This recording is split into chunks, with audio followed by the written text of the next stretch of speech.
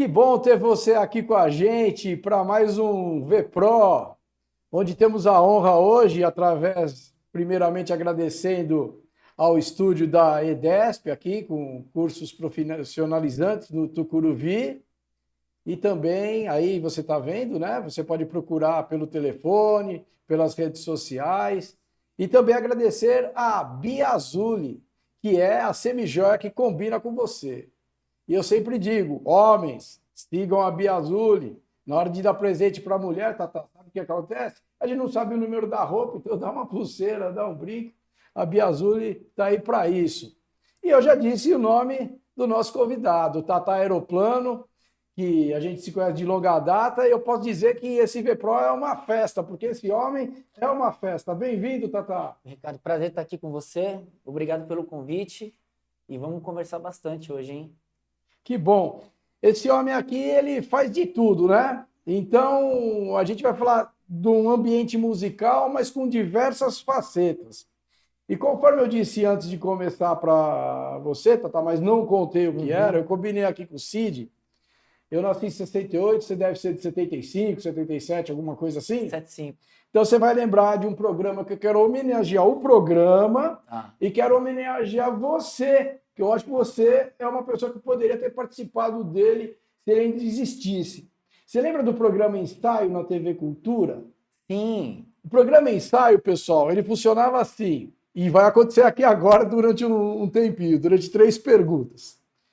O entrevistador não aparecia e era desligado o microfone do entrevistador. Então, a gente em casa captava o que estava sendo perguntado pelo entrevistador através da resposta do músico. Você pode ir aí no YouTube e ver. E como eu gostava dessas coisas, o Cid agora vai me tirar do VPRO, vai desligar meu microfone. Eu vou fazer a pergunta como se fosse em off para o Tatá e através da resposta dele vocês vão entender o que eu perguntei. E o ensaio era o Fernando Faro que apresentava, né? É. Grande jornalista. Então tá bom. Pode me cortar aí, Cid.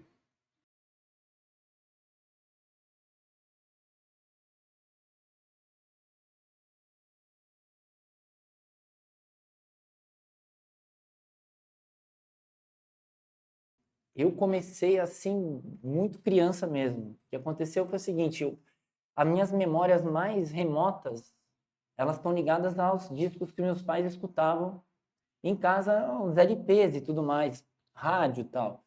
E o meu pai, ele era fã do Raul Seixas, assim, de comprar os álbuns na época. Eu nasci em 75. Em 77, o Raul lançou um álbum que era o Há 10 Minutos Atrás, que tem a música, né? Há 10 Minutos Atrás e tal. Eu lembro que primeiro ele comprou o compacto, e esse compacto tocava direto em casa. E eu falava pro meu pai, pô pai, põe a música do Nasci. Então eu associei o Raul Seixas ao Nasci. E ele comprou depois o LP, ou 10 Minutos Atrás. E, cara, daí o Raul foi uma coisa muito louca, porque meu pai tinha os álbuns anteriores, aí eu lembro que ele comprou, eu lembro até, ele comprou o dia que a Terra parou, inclusive a gente morava aqui na época, perto do supermercado Morita, aqui na Zona Norte, tá? Ele comprava os LPs no Morita e chegava em casa com o LP e põe para escutar. Então eu tive essa invasão musical. Minha mãe tinha o Acabou Chorar e os Novos Baianos, ela tinha os discos do Roberto Carlos, meu pai também escutava muita música Senhor, Noel Rosa, Ismael Silva, então era muita música. Acabou que eu com 6 anos de idade fiz minha primeira canção. Tava caminhando, tava andando com meu pai e me veio uma letra com uma melodia. Isso foi em 81 por aí. E aí, nesse dia, foi como se fosse uma coisa que estabeleceu um chamado, assim, eu tive certeza que eu ia fazer isso da minha vida, mas tive certeza absoluta, tanto que quando eu comecei a cantarolar a música, né, que estava do lado do meu pai, ele perguntou para mim, o que está cantando? Eu falei, nada. E eu sabia, naquele momento, que eu não deveria falar para ninguém. Aquilo era uma coisa, um mistério que rolou, né? Mas foi assim, então fiz uma música com 6 anos, depois outra com 7, outra com 8. Eu comecei a fazer uma música por ano. E também nesse momento já estava rolando a música, o início dos anos 80 nas rádios. Então aquela efervescência aqui de abelha, o início de tudo, Legião e não sei o que e tal. E eu comecei a compor já inspirado nos anos 80. Então quando eu cheguei com 16, 17 anos de idade, com 16 por aí eu comecei a falar para algumas pessoas que eu tinha várias canções, ninguém acreditava. Mas eu tinha todas, assim que eu aprendi a escrever, eu registrei as canções que eu tinha feito e até os sonhos que eu tinha, desde pequeno eu fui guardando os sonhos também. Então, quando eu aprendi a escrever legal, eu tinha uma pastinha com as letras de música que eu fazia, com as melodias eu solava na cabeça, e os sonhos todos. Então, quando eu cheguei com 15, 16 anos de idade, aí abri para alguns amigos que eu fazia as canções e tal, e aí apareceu um primeiro amigo que pintou em casa com violão, e eu cantei uma música que ele tirou, aí ela rolou o passe de mágica, né? Ele veio com a harmonia, e depois um amigo que estudou comigo, que inclusive morou muitos anos lá na Veiga Filho, que é o Luciano Janussi Carneiro, doutor Luciano Janussi, que ele é médico, né, cardiologista, mas estudou comigo no colégio. E ele era músico, multi-instrumentista, ele comprou um violão e aí eu sentei com ele um dia e aí nós fizemos umas 50, 60 músicas. Isso no início dos 90. E foi assim, E o você início. foi sempre no autodidata ou estudou? Assim, estudei quase nada. Alguns acordes de violão foi o próprio Luciano que me ensinou. Inclusive, ele me fez comprar um violão nas Casas Bahia na época, porque ele falou, olha, você não pode depender, você não pode passar a vida dependendo de outros músicos, porque você compõe, vai aprender 3, 4, 5 acordes e você vai ficar independente, né?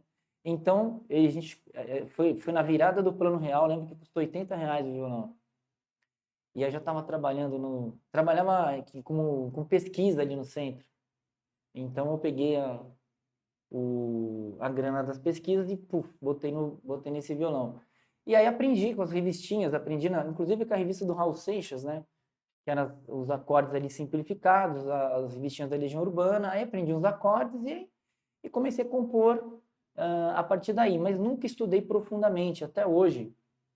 Eu crio de todas as maneiras possíveis, né? Então pega um violão, sai uma música, ou um amigo começa a tocar um instrumento, eu saio criando e tal, para manter um pouco diria assim, essa espontaneidade. Até estudei um pouquinho, uma época, assim, mas vi que não ia me ajudar. Dentro da loucura que eu crio, eu preferi, tipo, continuar do jeito que eu tô até hoje. Só que você chamou de loucura, eu chamo de vertentes. É. Como você trabalha ser DJ, MPB, eletrônica, carnaval, essas vertentes todas? Vertentes, então, exatamente. E tem uma coisa que, então, isso que é muito, muito, muito interessante, né? Que eu, de criança, como eu tive esse caldeirão que ia lá desde o começo, meu pai tinha Babilônia musical. Babilônia musical, porque inclusive meu pai, ele sempre teve 78 rotações. Para quem não está aqui e é mais novo, 78 rotações é antes do LP, é um acetato pesadão, né, onde vinha duas músicas de cada lado e tal, e roda em 78. Então, a agulha é uma agulha, inclusive tem, né, até hoje no centro de São Paulo, você consegue, o Japão fabrica essas agulhas ainda. Então, uma agulha pesadíssima, um acetato é pesadíssimo, se você bater assim no seu joelho quebra, era um negócio super. Então ali meu pai escutava Carmen Miranda, escutava muita música carnaval, as marchinhas, o Lamartine Babo e tal. Então eu fui crescendo, tendo a experiência das músicas atuais, na época, pop que estava rolando, Madonna, Cyndi Lauper, Michael Jackson, essa cultura da música carnavalesca e a música brasileira, que é uma música fantástica, né? Então, eu lembro ali, escutando Rita Lee na rádio, depois os LPs chegavam também em casa, Gal Costa, com aqueles frevos maravilhosos ali, festa do interior. Eu lembro de uma virada de ano, que eu fui de Penetra, que o meu avô me levou, que não era para ter, porque eu tenho muitos primos, a família é gigante. Mas os meus pais, meus tios, e meu pai e minha mãe, eles combinaram de não ter criança, para eles poderem dar uma pirada, né? E meu avô me pegou, a revelia me levou nessa festa, bicho. A galera ficou meio bolada. Tem foto desse dia e tudo. E a música que eles punham no repeat no LP na época era o Festa do Interior da Gal, que, se eu não me engano, eu era de 6 para 7 anos. Inclusive, já tinha feito a primeira canção nessa festa.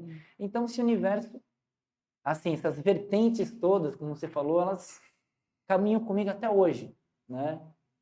E você falou que desde criança compôs, com 17 já tinha muito trabalho para mostrar, então como é que você dá vazão a toda essa produção? Bom, então, aí um grande, assim, tem toda uma caminhada, né? Porque, puxa, a música é uma coisa, não é uma coisa mensurável, né? Então, quando eu cheguei pros meus pais, então, eu falei, olha, eu vou procurar um caminho eu vou procurar me estabelecer fazendo música e tal. Então, eu comecei desde de cedo, né? A partir do momento que eu encontrei que o Luciano chegou, tirou as canções ali e tal, eu fui organizando a vida até pintar uma primeira banda, que eram os meus amigos de Bragança Paulista. Eu já morava aqui em São Paulo, mas os meninos moravam lá, e eles me convidaram para entrar numa banda. No início, era uma banda para me cantar covers. Aí eu fui lá, encontrei com eles e tal, cara. Eles eram incríveis. Só que eu falei para eles, pô, galera, eu tenho muitas músicas, e para mim, me interessa fazer um negócio autoral. Se vocês tiverem interesse, um dia, eu não topei entrar para a banda para cantar. Mas eu deixei Aberto. uma porta aberta ali e tal, e de repente, passa um tempo, eles me chamam. E aí foi muito legal, porque no primeiro dia que eu cheguei lá para ensaiar, eles estavam começando a compor algumas coisas, eu já compus letra e melodia. A gente fez umas 2 músicas, e eu fui chegando com as músicas, a gente montou a primeira banda chamada Gorpiava. E essa banda, ela teve uma trajetória legal em Bragança. Ela foi uma banda parceira de uma outra banda de Bragança que também, na época, tinha uma galera que seguia, que curtia, que chamava Macacos Sem Pelo. Então a gente começou a bolar uns festivais lá e tudo mais e pá. E a gente, naquele tempo, ainda tinha gravadora, então, e o Fernando Maranhão, que é meu parceiro de Gorpiava, e depois foi meu parceiro nas bandas seguintes, né, aqui em São Paulo, o Fernando também veio morar em São Paulo, ele veio fazer faculdade aqui. Então a gente acabou ficando aqui. Ele foi trabalhar em um estúdio em São Paulo, então ele conseguiu recursos para a gente gravar uma primeira demo, assim, bem gravada. E foi que a gente foi se estruturando dentro do que no futuro seria esse mercado independente, né? Que hoje é um mercado muito gigante, assim, se for pensar, o independente tomou uma proporção super legal, né? E convivendo junto com as gravadoras ali e tal, enfim. Foi mais ou menos esse o início de tudo. Legal. Escolhe uma música para tocar para gente, então. Opa, então eu vou pegar aqui eu vou fazer uma canção que está no meu álbum que eu lançado em 2000 acabar, seja... é um álbum que eu lancei em 2020, chamado Delírios Líricos. Eu compus depois que eu fui assistir um filme chamado 30 Anos Dessa Noite, voltando para casa a pé, que eu vi os filmes ali Esse filme eu vi no Top Cine, ali do lado da Gazeta, na Paulista. Aí eu terminou o filme, fui caminhando. O tema da canção não tem nada a ver com o filme. Mas como eu fiz a canção voltando para casa, eu intitulei ela de 30 Anos Dessa Noite.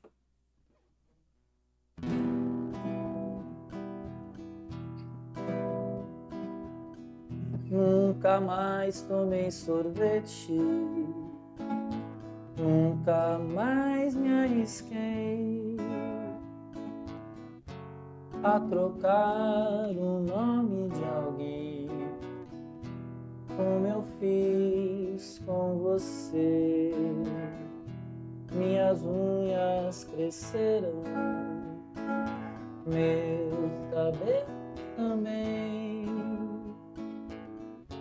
minha garganta dói demais quando eu penso em você.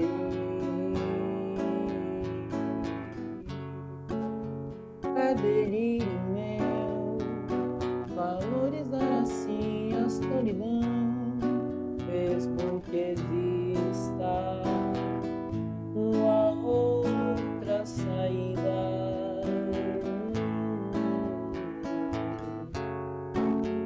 É delírio meu valorizar assim a solidão, mesmo que exista uma outra saída e não seja você.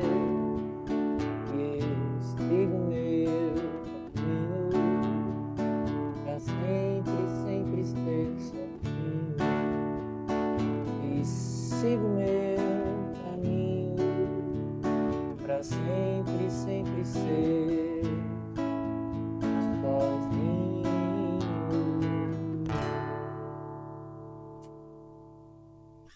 Grande Tatá. Aí, por aqui. Aproveitando essa música que faz a gente entrar na história da letra, a massificação da música atual não faz as pessoas pensarem muito, né? Igual eu gosto muito lá do Clube da Esquina, que conta coisas com história, né? Tem sambas com história e tal. Aham. E você acabou de cantar algo com que você vai acompanhando a história da música. Como é que é o teu desafio não estar na mesma frequência da massificação? Hoje está tudo muito segmentado, né? Então, assim, tem galera que escuta as músicas tem muito jovem escutando o Clube da Esquina, isso é maravilhoso. Tem muita diversidade hoje, né? Na época, ali, se a gente for pensar ali, quando eu nasci em 75, nos 80, você tinha uma mídia, as rádios, a televisão, tinha internet. Então, como é que era a fonte de conhecimento musical? Ou era através dos pais, dos amigos, das rádios que tocavam as músicas e da televisão que levava os artistas para ali se apresentarem lá. E então isso você tinha ali uma curadoria, né? Interessante, pautada pelas gravadoras, pautada pelos programas de televisão, pelos programadores de rádio e tal. Com o advento da internet, as coisas foram modificando. Então, a música hoje, a música que toca, né? Se eu não me engano, assim, você tem muita música hoje. Você falou, uma massificada seria o quê? Seria o sertanejo? Seria Isso, funk o funk e carioca, tal.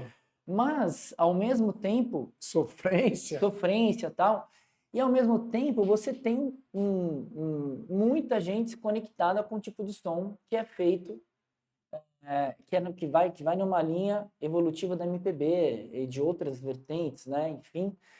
Então tem espaço para todo mundo. Ó, claro que para música que a gente faz, assim, você vai se comunicar com muito pouca gente, mas existe uma comunicação, se faz show, se viaja, né? Então, essa possibilidade, ela existe, por isso que eu continuo fazendo músicas e as músicas que eu escrevo, assim, maior parte delas, assim, é muita contação de história, né? Tem uma influência muito grande ali, como eu te falei já, dos anos 80, da MPB ali, do Caetano, do Gil, do Renato Russo, do Cazuza, e de artistas atuais também, como o Otto,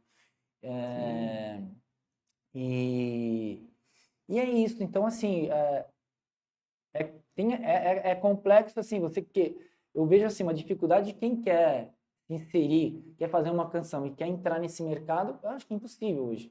Então, não vale nem a pena você ficar pensando, puta, eu vou fazer sucesso no meio disso, vai ser difícil. Não sei se isso é possível, mas... É por isso que eu estava puxando o assunto, porque assim, a gente é de uma geração que eu presto atenção na letra, né? E daí o pessoal fica só no lá, lá, lá, lá, lá, levanta e cai. Eu nem sei que música que fala disso, mas para o meu cérebro não vai, né?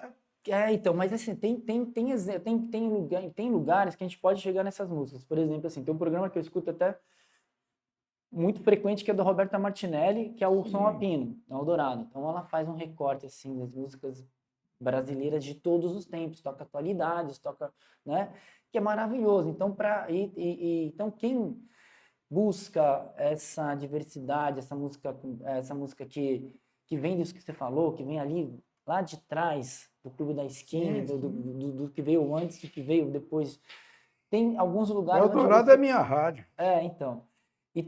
Ela apresenta também um programa muito legal na Cultura, que é o Cultura Livre, né? Onde as pessoas se apresentam ao vivo e tal. Então é isso. Eu acredito. Voltando nisso, essa semana mesmo eu estava escutando o disco novo da Marina Sena, que é uma artista que lançou um disco ali, acho que foi 2020 ou 2021.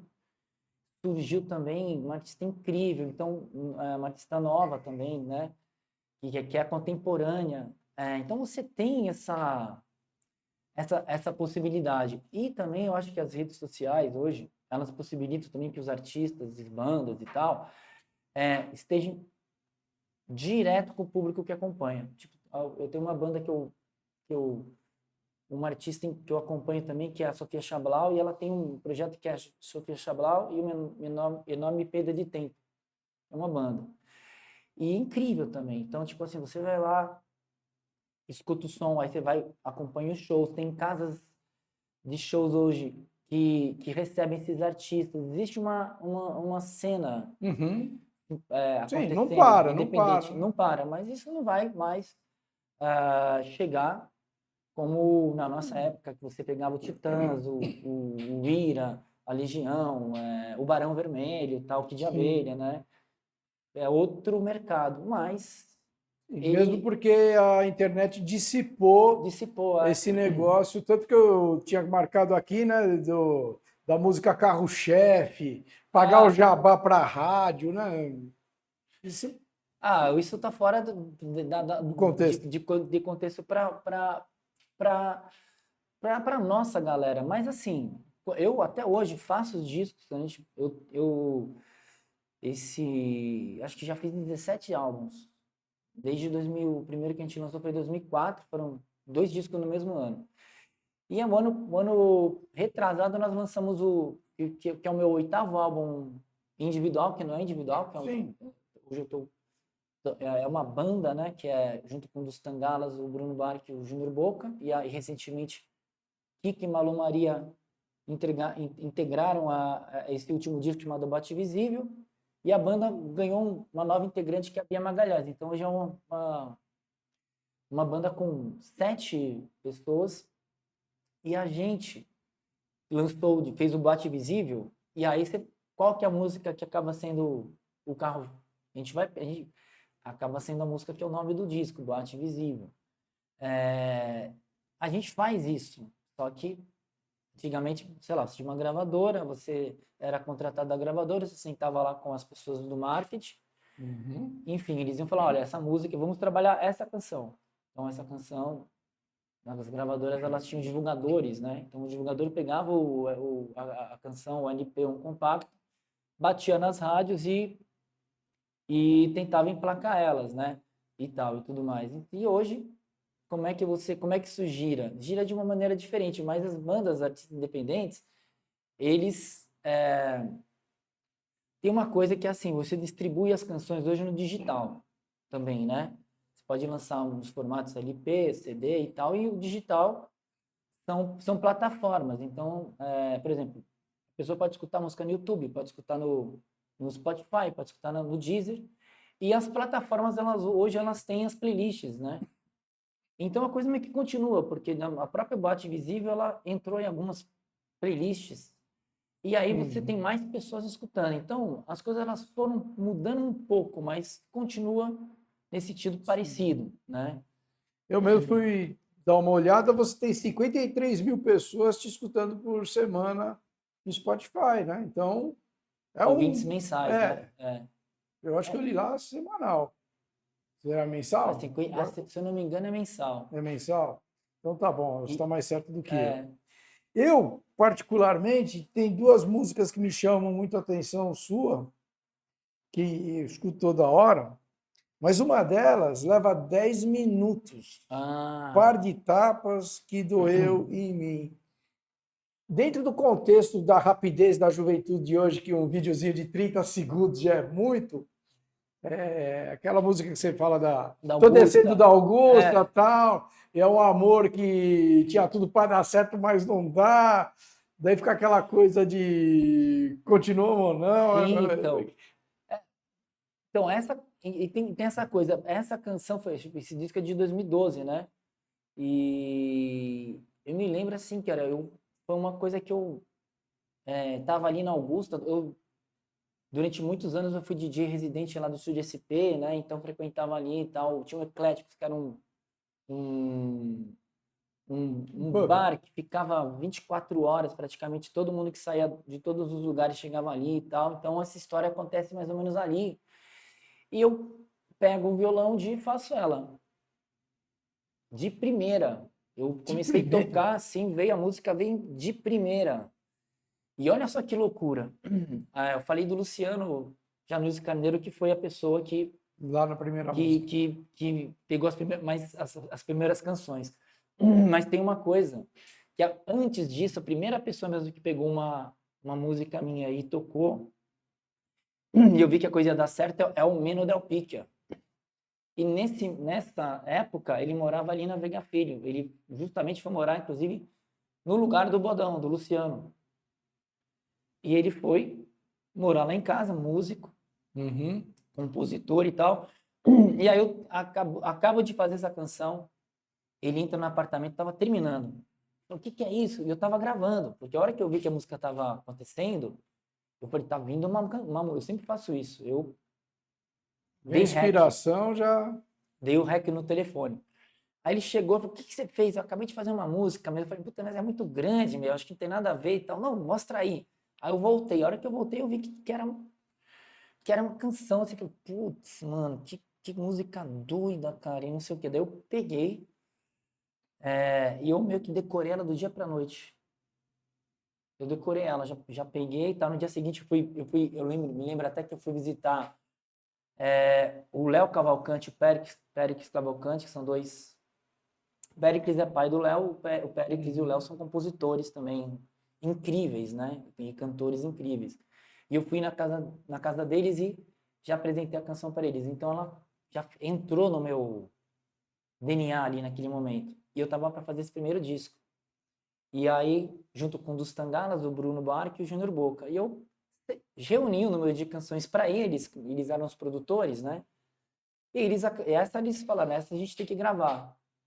E nós gravamos uma música longa, né? Vai fora dos Sim. padrões do mercado e É. tal. Só que tem uma coisa também que eu penso da seguinte maneira, né? As coisas elas são para, não é pro, não precisa se ajustar ao padrão atual do mercado, entendeu? Ela é uma coisa que vai ser para sempre. Sim. Então vão aparecer pessoas para escutar essas canções. Eu sempre gostei muito dos discos do Bob Dylan, com canções gigantescas, né?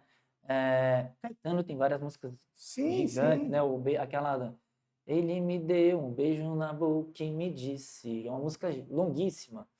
Então acho que eu sigo muito a minha intuição mesmo. Então essa canção ela veio longa, no, Independente de padrões das gerações atuais, né? né? A E, colocação foi. e foi engraçado porque ela inclusive ganhou um clipe, né? A gente ficou um tempão fazendo, enfim. Então, acho que isso é uma coisa que a gente conversa muito, né, entre a gente, sim, nos discos que a gente foi fazendo, porque esse foi o primeiro, depois vieram mais 7, e sempre tem umas músicas longas, e tem coisas que, Uhum. que são mais até pops e tudo, né, mas a gente procura deixar muito livre Sim, e ser capturar as coisas ali, botar dentro sim. do caldeirão, E as pessoas produzir. também vão capturar o que Exato, chamam para elas. exato.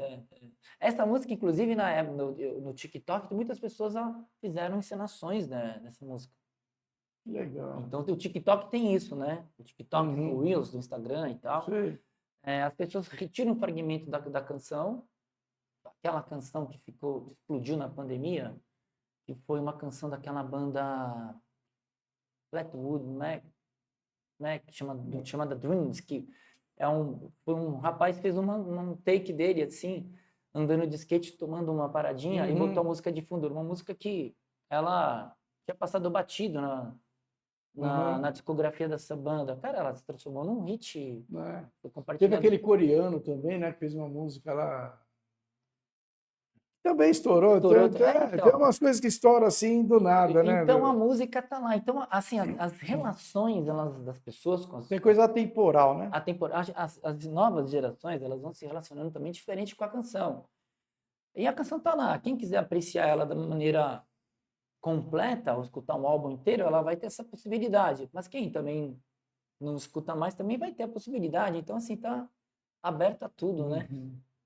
E tem uma outra música que eu queria comentar tua, assim, eu gosto muito da música, mas na parte, assim, cinematográfica, que é Te Desejo, mas Te Refuto. Aquilo é de cinema, rapaz, você limpando a casa Pois lá, cinzeiro. Essa música, Espetacular, na minha opinião. olha só que tá nesse primeiro disco também, né? E ela é do... Eu vi isso também de primeira. Mas o vídeo, foi na O sua casa vídeo, mesmo? o vídeo foi assim, ó. Só te interrompendo. Vamos ver as duas no YouTube, Tem viu? as canções no Para YouTube. comprovar o que eu estou falando. Pode Tá continuar. no meu canal lá, Tata Aeroplano, canal do YouTube. Mas, então, essa canção, primeiro que o jeito que ela veio foi muito. Eu estava escutando muito Sérgio Sampaio, escutava muito os discos do Raul não, do Roberto Carlos, que também são os dois de Cachoeira do Itapemirim, né? Sérgio Sampaio, conhecidíssimo pela canção Quero Botar um Bloco na Rua, mas ele tem discos muito profundos, muito, muito incríveis, né? Discografia curta, mas muito maravilhosa. E aí eu fiz essa canção e entrou no disco, no primeiro disco de 2012. E aí tinha uma galera a ideia era fazer um clipe da canção chamada Tudo Parado na City. Só que não conseguiu, precisava usar a cidade, eles não conseguiram a liberação de botão. Era uma coisa que a produção ficou inviável. Sei. E aí eu falei para eles, bom, sugeri de ser essa música. E eles em 2 dias, de terça para quinta, eles criaram um roteiro, foram num estúdio que tinha ali na João Moura, organizaram como se fosse o meu apartamento e fizeram esse clipe. Foi muito rápido, foi surreal, porque eu acordei às 3 da manhã, inclusive desse dia eu fui direto para o Rio de Janeiro para fazer show. Cheguei às 4 e 5 da manhã lá, gravamos a parada toda. E para quem vai assistir o clipe depois, tem uma cena, porque eu tô ali no cenário de pós-festa, né? Que tem um monte de coisa suja, copo, bituque e tal. Só que aconteceu um negócio inusitado, porque a galera deixou isso tudo sujo um dia anterior e foram embora para chegar às 4 da manhã. Só que chegou uma pessoa aqui no estúdio e não sabia e limpou o estúdio todo. E eles tiveram que refazer Que maravilha! Eu cheguei e tava a galera. E foi uma equipe muito, muito incrível, né? De grandes amigos, assim, que eu admiro muito, né? Andrei, a Jazzy, o Luiz Romero, que estava também nesse dia trabalhando nesse dia lá, ele acabou virando meu parceiro musical e faz as capas de vários discos e faz as fotos de divulgação dos meus trabalhos. Virou um grande parceiro, um grande amigo. Inclusive, ele dirigiu um clipe, depois que eu recomendo para também que vocês assistam depois, chamado, a canção chama Cores no Quarto, e ele tá no meu canal também, e esse é dirigido pelo Romero, né? Que é meu querido parceiro também hoje. Legal. Vamos falar um pouquinho do seu lado DJ agora? Opa, vamos? Mas antes, eu queria que você mostrasse suas obras aqui, seus então. discos que você trouxe. É o seguinte, esse aqui é o último álbum, Boate Invisível. Esse disco foi todo criado coletivamente, né?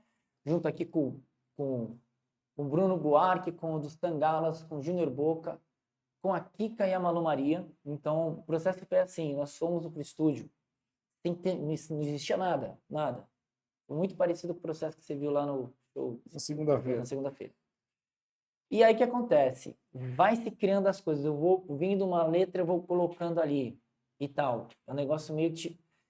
Só que tá tudo sendo capturado. Aí o Dustan, ele separa o que vai virar uma possível música, já tem as intenções vocais e a gente vai criando no decorrer. Então a gente junta lá em casa, em algumas noites para desenvolver algumas letras eu vou trazendo, eles vão criando coisas adicionais. Então esse disco Bate Visível, ele foi todo criado dessa maneira e é também um disco que tem um lance meio um anos 80, né? A própria canção Boate Visível, ela fala da melancolia New Order, que foi que a minha geração teve, né? Acho que a nossa geração teve esse melancolia, que era uma melancolia que você não sabia explicar, mas você ficava melancólico, né? Imagina que segundo domingo, puta, segunda-feira, escola e tu não sei o quê, eu ficava na rádio, escutando aquelas músicas angustiado, amando aquelas músicas, né? Porque o que eu queria era aquilo, mas tinha ainda que ir no colégio, que você tinha que viver uma vida ainda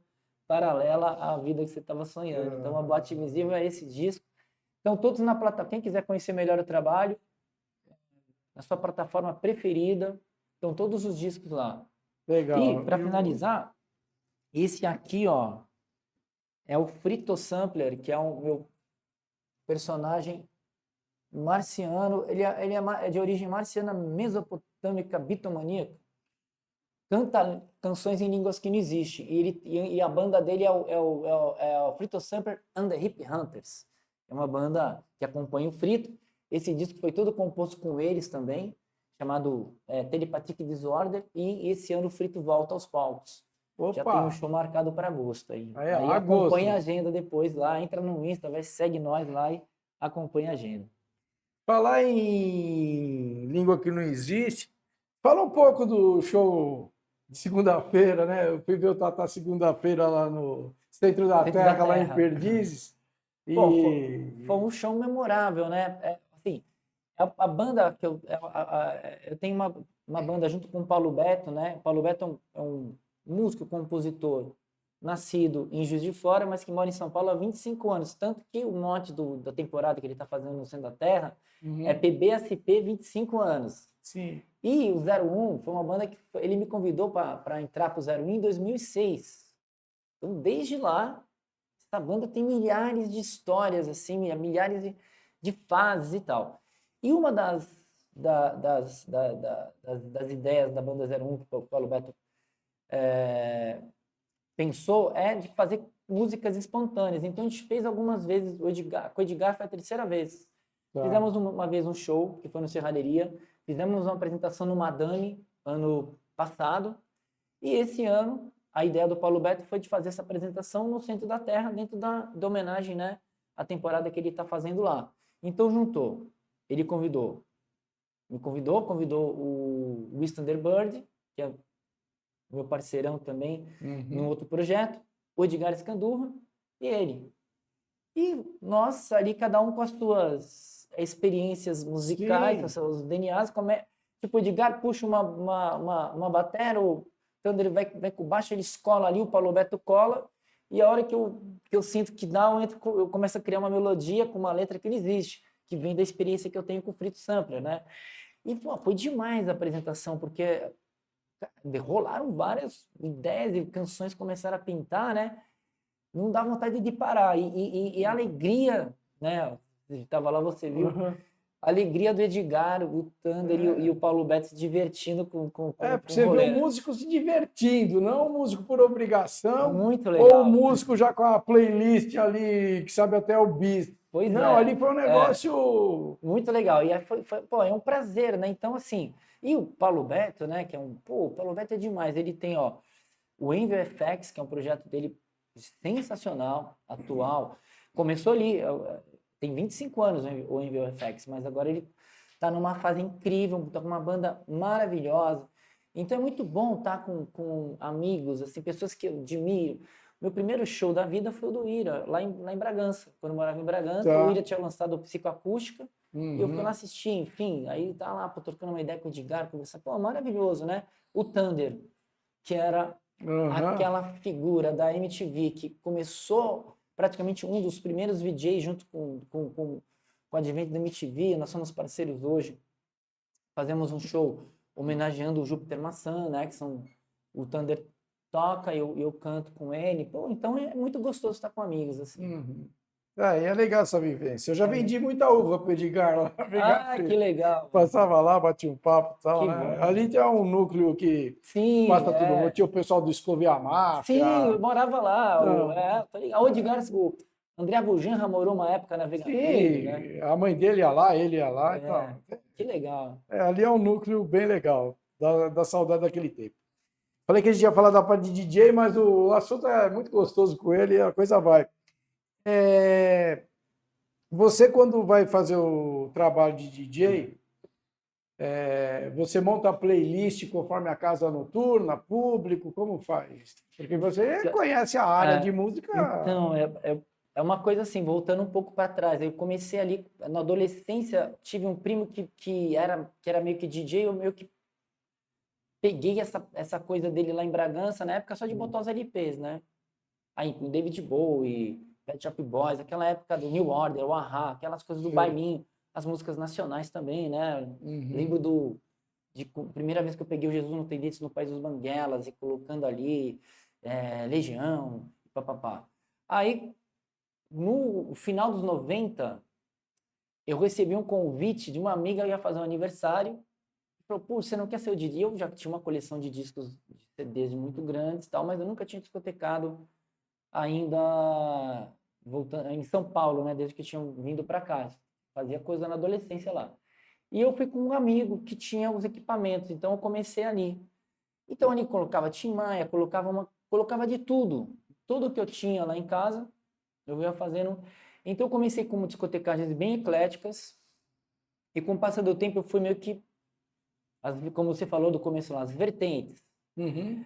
Música brasileira, puxa, eu fui me lembrando, pô, Festa do Interior da Gal Costa, Acabou Chorar e Tem Preta Pretinha, do Novos Baianos, Uhum. o Quero Botar o Bloco na Rua. Então eu fui trazendo toda a minha experiência de escutar canção, de ser apaixonada por canção, as coisas que eu estava escutando na época, e fui incrementando no repertório com coisas atuais também. Que a gente tem uma sorte de ter uma música muito incrível brasileira atual, assim. Então, atualmente eu tenho um set que é música brasileira de todos os tempos, mas com muitas atualidades. Lued Luna, é, Baiana System, Cell, enfim, é uma infinidade. Marina Sena, vai? Uhum. As coisas atuais, as coisas clássicas. Então, a música brasileira tem coisas. Eu toco Pablo Vittar, ponho nesse set, né? Coloco Anitta, é uma coisa. Sim. Marília Mendonça, Chico Buarque, Caetano, Gil, Gal, Rita Lee, Mutantes. É um Então é mix total. infinito, não tem fim. E ao mesmo tempo tem as coisas da música do. Eu fui residente durante quase que 14 anos no The Edge, ali no The Rocks, na festa de segunda-feira de rock que tinha ali na Barra Funda. E Tá. lá era coisas assim, que ia do rock. É, Chuck Berry, Bill Haley, coisas atuais, The Cure, Smiths, coisas mais recentes, como aquela banda nova-iorquina, me fugiu o nome agora, Strokes. Aí Franz Ferdinand, as Franz Ferdinand, que é as coisas mais Uhum. da Europa, enfim, aí e vai se atualizando. Florence The Machine, a Florence é uma cantora mais atual, mas já tem uma década e alguma coisa de carreira. Lily Allen. Então, assim, essas coisas todas, elas vão formando essas vertentes, né? E às vezes eu faço uma discotecagem que eu faço longos sets, Uhum. 5, 6 horas de discotecagem, vou fazendo momentos de música brasileira, momentos de música internacional. Agora comecei a fazer uma festa de homenagem a disco, anos Ah, 80 e 90. Fiz um agora no Galpão Busca Vida, agora, alguns dias atrás. Foram 5 horas de set. Gente, o negócio estrumbicou. E aí foi Bee Gees, Rita Lee com Lança Perfume. Há uma mistura, não tem fim, coisas atuais. Então, Lembrei do Grandmaster Ney agora, não sei se você conhece, ele é um DJ das antigas, aí da Chic Show, dessas Sim, coisas. então, né, Tipo... é nessa onda. Uhum. Então, assim, eu continuo escutando as atualidades, né? E também que me ajuda muito a compor e criar, porque, tipo, quando você tá o tempo inteiro com música, você tá lá Sim. discotecando, você tá absorvendo aquela canção, aquela experiência. Então, quando eu pego, às vezes, o violão para tirar uma música, ela já vem. Agora, cada vez mais, elas vêm totalmente prontas. Uhum. E, ao mesmo tempo, quando eu junto com a banda para criar coletivamente, também, porque eu acho que essa experiência da discotecagem e de trazer coisas assim de todos os tempos, né, o tempo todo, faz com que você fique aquecido, né, para música. Tem um amigo meu que ele é o número 1 em África. Eu já fui para a África com ele até para cuidar de alguns assuntos. Ele também é DJ, né? E ele chama DJ Tuco. Depois eu vou te mostrar alguma coisa. E ele pediu para perguntar para você sobre a música africana eletrônica, se você acompanhou o Black Coffee, que esteve aqui no dia 12. Sim, fez agora recentemente. Não consegui assistir, mas eu curto assim muito Fela Kuti, todas aqueles sons assim. E no meus sets assim eu coloco mais a música brasileira com a influência da música africana, né? Porque ele me informou que ele está abrindo um lounge de música africana aí no centro da cidade nos próximos meses. Caramba! Pediu para te convidar para ir lá colar, então. fazer a discotecagem, né? E daí ele cita aqui o Afro House, o Afro Lounge, como músicas que estão ganhando espaço dentro das coisas. Tem espaços em São Paulo que puto, no Mundo Pensante também rola muito som. Papaléu, que é do Mundo Pensante também, recebe muitos eventos mesmo dedicados à música africana. Eu peguei elevador com tal, não sei se você conhece o Davido. Ele é tipo a Madonna da África. Ele é um cara que nasceu em Atlanta, mas ele tem ligação com a Nigéria. Ele acho que tem 8 milhões de seguidores, assim. E eu peguei elevador lá em Maputo com ele. Então, eu pego bastante coisa com um grande amigo meu, o Rui, que ele me manda por zap todo, ele sempre me manda umas coisas assim, que eu vou pesquisando e escutando. Legal. Então, pessoal, o tempo passa, a gente tem que se despedir e queremos agradecer aqui a vocês que estão conosco nesse período de conversa, ao Tatá. Muito obrigado, Tatá, por ter vindo. Agradeço, Ricardo, foi muito bom o papo. Que legal que você gostou. E feliz de estar aqui com vocês. E é ruim você interromper assim no cronômetro, né? Com certeza. Parece que ficou um negócio meio quebrado, mas é o que a gente tem que fazer. E a gente se despede de mais esse VPRO, pedindo para o Tatá encerrar com uma palhinha final para nós, né? E, pessoal, até a próxima. Valeu, muito obrigado. Vamos ficar com o Tatá Aeroplano aqui para encerrar.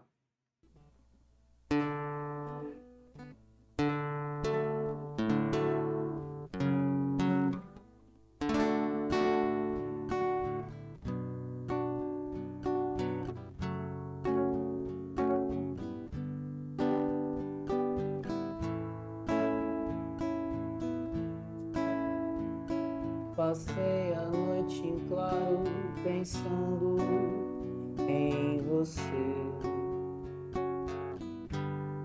em como poderia ser fosse diferente se a gente simplesmente assumisse os nossos erros, os nossos erros.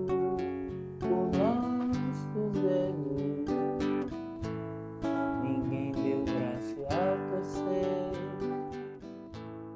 ficou por isso mesmo.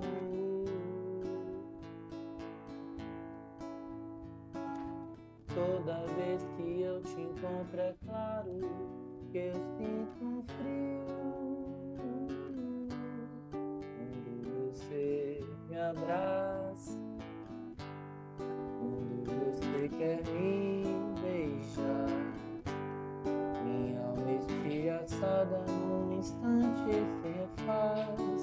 que eu te desejo, mas te refuto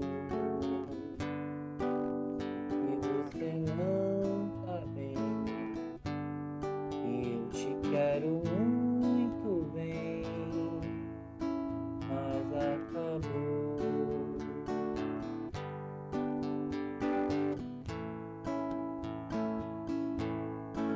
Então me abraça, me demora pela